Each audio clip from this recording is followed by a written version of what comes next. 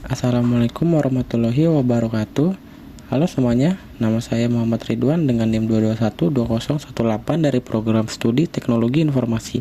Pada kali ini, saya akan mempresentasikan tentang tugas resume paper dengan judul Sistem Pakar Diagnosa Penyakit Jantung pada Masyarakat menggunakan metode forward chaining berbasis Android yang ditulis oleh Fikri Ramadhani Rehalat.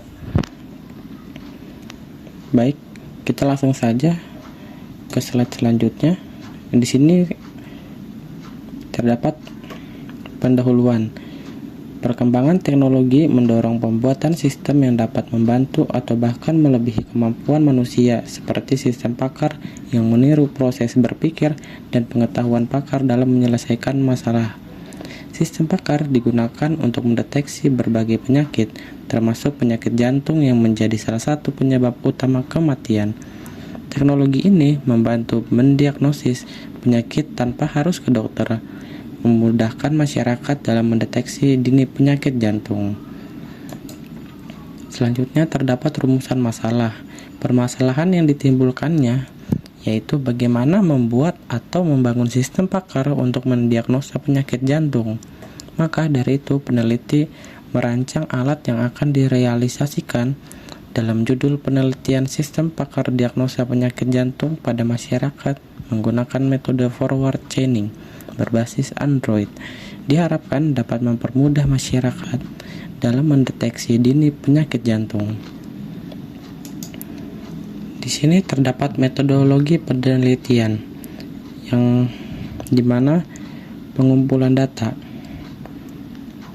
Data primer diperoleh melalui wawancara dan observasi, sedangkan data sekunder diperoleh dari literatur dan referensi internet. Lalu yang kedua ada pengembangan sistem. Di sini menggunakan model waterfall yang terdiri dari 5 tahapan. Yang pertama yaitu requirement analysis dan definition. Yang kedua system and software design. Yang ketiga implementasi dan unit testing.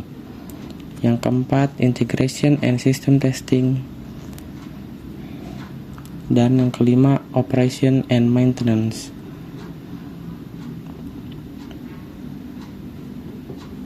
Lalu selanjutnya di sini terdapat sistem pakar yang dimana sini terdapat tabel 1 simbol use case diagram. Di sini terdapat simbol seperti berbentuk orang ini dengan namanya aktor, lalu keterangannya seseorang atau siapa saja yang berhubungan dengan sistem yang sedang dibangun. Lalu ada nama use case. Di sini terdapat simbolnya seperti lingkaran dengan keterangannya yaitu bagian fungsionalitas tingkat tinggi yang disediakan oleh sistem. Lalu ada relasi dengan simbol panah ke kanan yang dimana relasi digunakan untuk menunjukkan relasi antar aktor dan use case. Lalu ada di sini gambar kedua struktur sistem pakar. Di sini struktur sistem pakar ada basis pengetahuan, mesin inferensi, memori kerja fakta, fasilitas penjelasan antarmuka pengguna, dan fasilitas akuisisi pengetahuan. Lalu ada activity diagram. Di sini terdapat tabelnya di sini dengan simbol titik hitam dengan sebutan start state yang dimana menandakan objek dibentuk atau memulai aktivitas. Lalu ada kedua simbol seperti ini dengan nama end state menyatakan berhentinya suatu aktivitas. Lalu ada simbol seperti ini dengan nama action menyatakan masing-masing kelas antarmuka saling berinteraksi satu sama lain. Lalu ada simbol panah ke kanan dengan nama transition sebagai sebuah kejadian yang memicu sebuah state object dengan cara memperbarui nilai atributnya. Activity diagram menggambarkan berbagai alur aktivitas dalam sistem yang sedang dirancang, bagaimana masing-masing aliran berawal, decision yang mungkin terjadi, dan bagaimana mereka berakhir. Selanjutnya ada perancangan sistem. Di sini yang pertama desain sistemnya. Sistem dirancang menggunakan pemodelan UML atau singkatan dari Unified Modeling Language, yang dimana untuk menggambarkan alur kerja dan struktur sistem. Yang kedua ada basis data SQLite yang digunakan sebagai basis data untuk menyimpan pengetahuan tentang penyakit jantung. Lalu yang ketiga ada antarmuka pengguna yang dirancang agar intuitif dan mudah digunakan oleh masyarakat. Lalu di sini terdapat implementasi sistemnya. Pada implementasi sistem di sini terdapat yang pertama ada halaman splash, yang dimana ini menampilkan tampilan halaman splash sistem ketika pertama kali tampilan pada sistem yang berupa logo dan nama sistem. Yang kedua ada halaman home, yang dimana menampilkan tampilan halaman home ketika membuka sistem pakar yang diakses masyarakat maupun pakar dengan menampilkan nama sistem, pembuat sistem, dan tahun pembuatan. Lalu ada halaman menu yang dimana menampilkan tampilan menu ketika pengguna membuka menu, menampilkan home, informasi, diagnosa, dan keluar. Lalu ada kategori informasi. Di sini kategori informasi menampilkan halaman rancangan tampilan ketika pengguna membuka menu informasi dan akan langsung memuncul kategori informasi penyakit jantung. Selanjutnya ada detail informasi. Di sini detail informasi menampilkan informasi berupa nama penyakit serta penjelasan atau keterangan tentang penyakit tersebut. Lalu ada kategori diagnosa, di mana menampilkan tampilan halaman kategori diagnosa yang ditampilkan berupa kategori penyakit jantung. Lalu ada halaman diagnosa. Halaman diagnosa ini pengguna diminta untuk menjawab pertanyaan dari sistem, yaitu berupa pertanyaan gejala, seperti menanyakan apakah pengguna mengalami gejala dengan kode G01 yang berarti dengan pesan nyeri dada. Jika pengguna memilih jawaban ya pada pertanyaan gejala, maka sistem akan menilai 1, dan apabila tidak, maka sistem akan menilai 0 dengan melakukan proses konsultasi. Jika pengguna memilih button kembali, maka akan kembali ke pertanyaan diagnosa sebelumnya, dan apabila pengguna memilih button diagnosa, maka pengguna akan dialihkan ke halaman kategori diagnosa. Lalu pada tampilan hasil diagnosa, di sini terdapat hasil diagnosa yang menyatakan bahwa pengguna atau masyarakat mengalami penyakit jantung akan mencari kaidah yang memiliki hipotesa yang sama atau penyakit yang sama. Pada tampilan ini telah dilakukan dengan proses konsultasi mengacu pada pelacakan ke depan yang telah dibuat, dan semua kaidah yang terdapat di dalam basis pengetahuan memiliki gejala tersebut, dan nilai format chaining pada gejala G01, G02, G03, G04, G06, G07, dan G015 merupakan gejala dari jantung koroner karena gejala tersebut menjadi syarat dan pengguna sudah dipastikan mengalami gejala tersebut. Lalu di sini kita masuk ke pengujian sistem. Pada uji sistem untuk konsultasi kali ini, penulis akan mencoba dengan skenario diagnosa untuk penyakit jantung koroner yang memiliki gejala-gejala sebagai berikut. Yang pertama G01 yaitu nyeri dada, G02 bahu kiri terasa tidak enak, G03 keringat dingin, G04 sesak nafas, G06 mual-mual, G07 detak jantung tidak teratur, dan G15 pengguna terasa tidak enak. Nilai forward chaining ini nantinya akan digunakan untuk menghitung seberapa besar nilai keyakinan bahwa pengguna mengalami penyakit jantung koroner. Sistem ini dikembangkan menggunakan bahasa pemrograman Java untuk platform Android. Selanjutnya kita masuk ke pengujian alpha.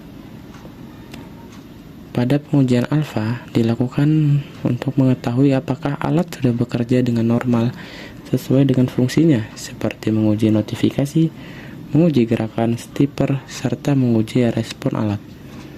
Bisa dilihat di sini tabel pengujian alfanya, dimana inputnya itu masuk ke sistem, fungsinya masuk ke sistem, outputnya menampilkan express system, dan hasil ujinya berhasil. Lalu dan seterusnya seperti tabel ini. Bisa dilihat. Nah, selanjutnya pengujian beta. Pada pengujian beta dilakukan secara objektif, di mana diuji secara langsung kepada pengguna untuk melihat penilaian ataupun respon pengguna terhadap alat yang dibangun. Penilaian dilakukan dengan cara membagikan kuesioner mengenai cara kerja alat serta kepuasan pengguna terhadap alat. Dari beberapa pertanyaan yang diajukan penulis menggunakan skala Likert untuk mengetahui tingkat kepuasan pengguna terhadap hasil alat yang telah dibuat. Pada pengujian beta ini, setelah dilakukan dengan skala Likert dan dilakukan tabulasi atau tanggapan responden, maka hasil data tersebut dilakukan perhitungan skor sebagai berikut. Di sini bisa kita lihat dulu tabel yang di sebelah kanan, yang dimana setuju itu nilai skornya 3, dan kurang setuju nilai skornya 2, dan tidak setuju nilai skornya 1. Dan di sini terdapat yang A, jawaban setuju atau S, bernilai 40 responden, yang dimana dikali skornya 3 tadi, dikali 3 sama dengan 120. Lalu jawaban kurang setuju dengan nilainya 8 responden, lalu dikali 2 dengan hasilnya 16. Lalu jawaban tidak setuju yang dimana hanya 1 responden dikali 1, jadi sama dengan 1. Jadi total skornya 137. Skor maksimum 7 kali 7 kali 3 sama dengan 147, yang dimana jumlah responden dikali jumlah pertanyaan dikali skor tertinggi Likert. Lalu skor minimum, yang dimana 7 kali 7 kali 1 sama dengan 49. Di sini jumlah responden dikali jumlah pertanyaan dikali skor terendah Likert. Lalu yang G adalah indeks persen, dimana total skor dibagi skor maksimum dikali 100 sama dengan 137 dibagi 147 kali 100 sama dengan 93%. Dari hasil perhitungan tersebut yang menggunakan skala Likert, diperoleh tingkat kepuasan responden terhadap sistem pakar jantung yang telah dibuat sebesar 93%. Jadi dari hasil dan pembahasan tadi, yang pertama ini terdapat keluaran sistem. Sistem pakar ini mampu memberikan diagnosa awal mengenai kemungkinan penyakit jantung berdasarkan gejala-gejala yang dimasukkan oleh pengguna.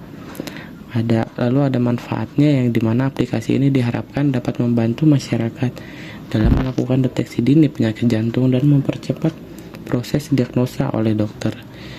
Manfaat yang kedua, meningkatkan aksesibilitas terhadap diagnosa penyakit jantung bagi masyarakat yang memiliki keterbatasan dalam akses ke dokter spesialis jantung. Jadi kesimpulan dari review paper ini yaitu sistem pakar berbasis Android dengan metode forward chaining ini diharapkan dapat mempermudah masyarakat dalam mendeteksi dini penyakit jantung dan membantu dokter dalam diagnosa dan penata laksanaan pasien. Baik, mungkin itu saja presentasi dari tugas review paper dari saya. Jika ada kurang lebihnya mohon maaf. Wassalamualaikum warahmatullahi wabarakatuh. Terima kasih.